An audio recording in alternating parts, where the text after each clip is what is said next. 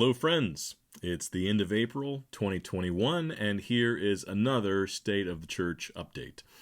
I just looked back at the update from this time last year, and it was pretty sobering to watch, honestly. At the end of April a year ago, as a church, we weren't able to meet at all. We didn't really know what was coming in the months to come, and the tone, my tone in that video was pretty ominous. I ended that update on a hopeful note, though, about the fact that God was sovereign over our circumstances, all circumstances, and there was a day coming when we would be able to look back on this particular trial and see how He'd brought us through it.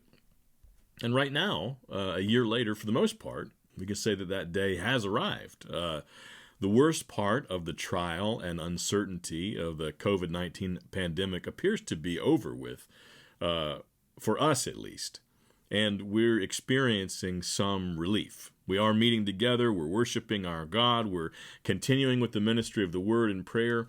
Our Sunday gatherings aren't exactly like they were before the pandemic. We're still having multiple services, and we're going to continue doing so for right now. But I think we can say truthfully at this point that the hindrances we still have are pretty minor. They're inconveniences, really, especially if you consider them in the context of church history and even the rest of the global church today. Our children's ministry is ramping up again. Our youth ministry has been active for months now, and the number of Bible studies for adults and small group meetings is increasing all the time, and it's going to continue to do so. And not only are opportunities for ministry and Christian fellowship increasing, but the number of people participating in those activities is increasing also. In part because of the familiar faces that are returning to church activities, but also in part because of folks who are new to Grace Church. As I've said before, numbers are not a metric by which we can judge the health of a church or God's blessing, but it should be an encouragement to all of our souls that there are more folks gathered on Sunday for the ministry at Grace Church than there were even a year ago. Things are also encouraging behind the scenes. Our education committee is meeting regularly again, making plans for the summer for regular activity to kick off this fall. Our missions committee is also meeting regularly, making contact with our missionaries and actively looking into new missions endeavors overseas and some efforts that we can make here locally together. There's no part of the world that hasn't been affected by this pandemic over the last year, but there's also no place where the gospel is not active and having its effect also. Now, we've got some pretty exciting things on the horizon related to missions, and you're going to be hearing more about that soon in the months to come. Financially speaking, things are well at Grace Church. We ended the first quarter of the year in the black. Last month, your giving was actually over budget, which is pretty unusual and very encouraging, and this month might end up the same way. Our expenses have been on target with our budget or below, so things are good. We don't want to just accumulate money, though, and sit on the resources. Of course, we want to use those things well. And so we've got some major projects in the works. Because of the cost of lumber, we're still not able to put up a shelter like we've been talking about in the lower field. But the deacons and elders have agreed to go ahead with gutter replacements on the building, which will include the replacement of soffits and fascia and trim. And that should significantly improve the appearance of the exterior of the building. We also have some plans in the works for the church grounds, including some attention given to the playground. We're expecting to use our outdoor facilities more than ever going forward, and we want to invest some of our resources there. We'll likely plan a church workday at some point soon, given that the state restrictions on gatherings are being rolled back more and more all the time. As it stands now, we can already have pretty large-scale social gatherings, and I think we could have a church picnic or some kind of big outdoor social events here soon. All things considered, life is pretty good at Grace Church, and there is much to be encouraged about, especially compared to this time last year. There may actually be some days ahead in the near future, this summer, where we gather together and things feel so normal that we forget that there even was a pandemic. That would be nice.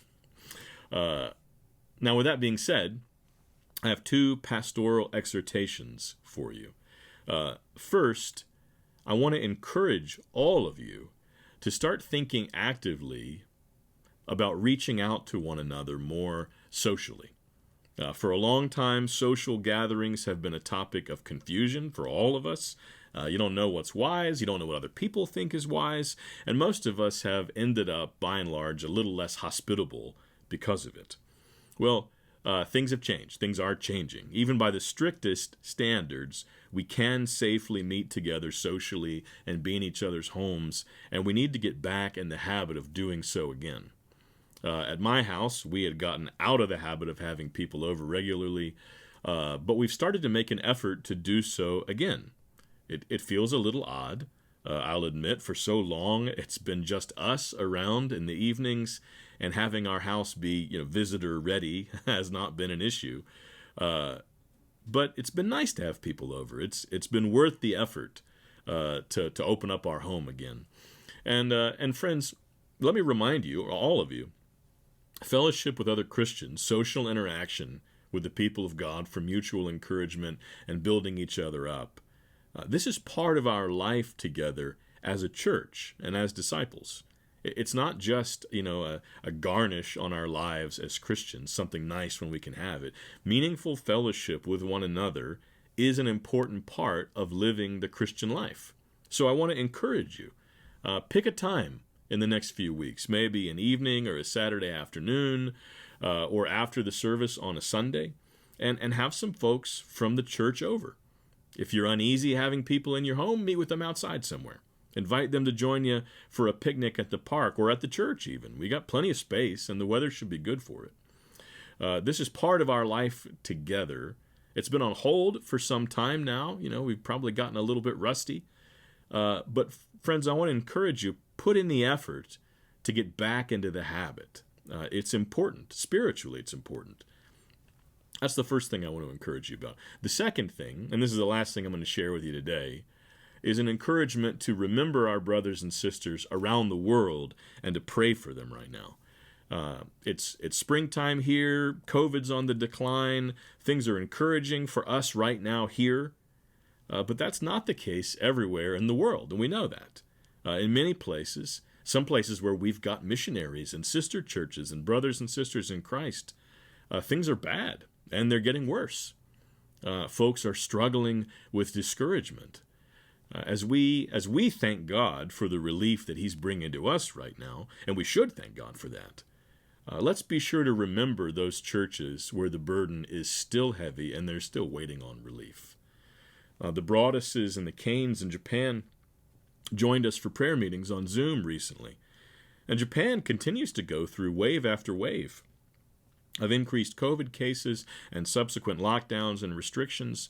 Their mask wearing has been a part of their culture, so that's not an issue for them like it is for us. But not being able to meet together is always an issue for God's people. It's always a burden for the saints, and it's wearying to them. So pray for them. Pray for the people there. COVID numbers in Guatemala are high, and restrictions continue in a way that really hinders gospel work there. It hinders the work that David and Diana Stoddard are doing there. So pray for them, friends. Pray for the churches in that part of the world. Pray for their perseverance and pray for their encouragement because the trial continues. Parts of India, as you know if you're watching the news, are in a real crisis right now. The sort of worst-case scenario that was talked about here and we didn't end up seeing, thankfully, they are seeing it there. And there are churches in those communities. There are Christian people who are our brothers and sisters who are suffering, and they're trying to figure out how to respond and how to be faithful in those circumstances. Remember those folks and pray for them. Now, as Paul put it in 1 Corinthians 12, if one member of Christ's body suffers, we all suffer together. So even as we rejoice in the relief that we're feeling, let's be humble and loving and lift up those who are in very different circumstances still. Christ has kept us through the trial He's appointed for us. He will keep them through the trial He's appointed for them. But He'll do that in part through our prayers.